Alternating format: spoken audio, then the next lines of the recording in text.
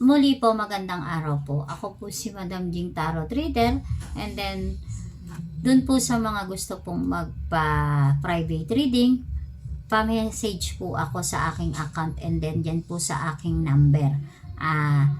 And then ano rin po ako guys, then pa-comment ako sa aking channel.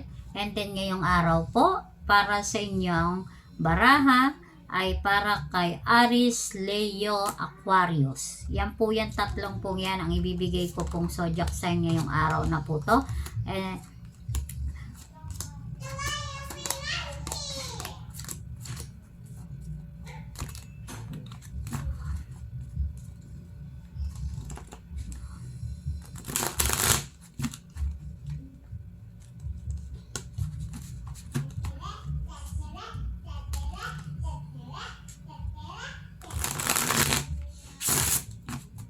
Yan po, Aries, Leo, Aquarius.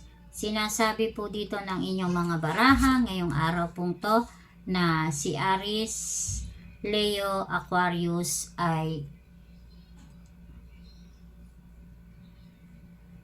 ngayong araw po or buwan, madali kang puntahan ng mga swerte.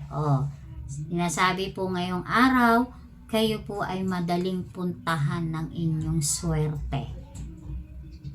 Yan po ang inyong baraha ngayon. At sinasabi din po ng inyong mga baraha na makakabangon kayo ngayong araw o sa susunod na buwan. Ayan. Yan po, napakaganda ng inyong mga baraha ngayon para kay Aries, Leo, Aquarius. Makakabangon ka sa isang malaking financial problem mo or setback na sinasabi, malaking pera or financial na muli ay makakaahon ka at na may mga darating sa buhay mo na iaahon. At mayroong sinasabi din dito ng inyong mga baraha kung kayo man daw ay mga single mom.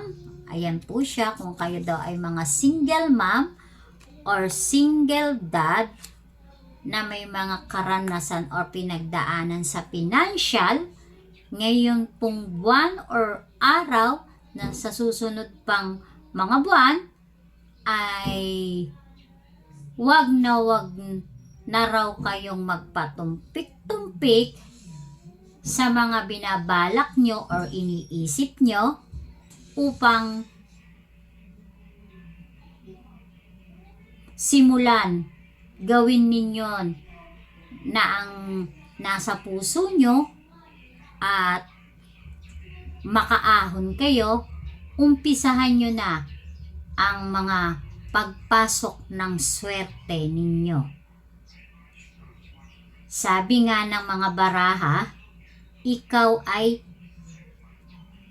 nakahanda na upang, or sinasabi sa English, you are ripe for it, even the time is good, para maging successful ka sa bagong buhay mo or adventure mo.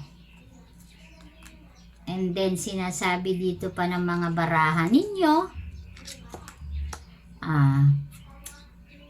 na mga gusto mong gawin or binabalak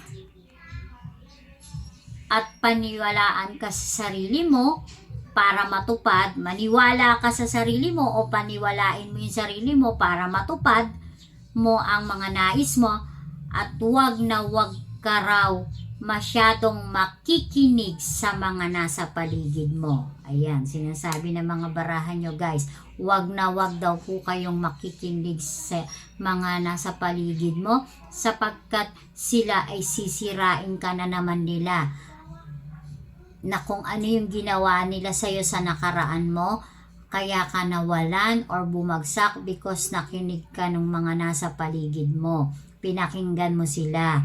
Kaya ngayon sinasabi ng mga baraha mo, wag na wag daw kayong makikinig sa mga paligid nyo sapagkat ngayon yung time na tinatawag para makaahon kayo sa inyong mga financial. Huwag niyong pakinggan ang mga nasa paligid nyo. Ang pakikinggan nyo lang ang inyong sarili para matulungan nyo ang sarili ninyo at muli kayong makaahon. Kung ano man po yan, sarili nyo lang po ang inyong pakinggan. Huwag kung sino-sino or nasa paligid nyo sapagkat hindi nila po kayo tutulungan bagkus kayo ay ihihilain pa nila pababa. Kaya ngayong araw po, maraming salamat po.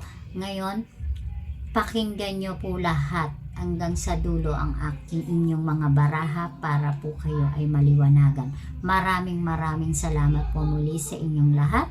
Magandang araw po, and then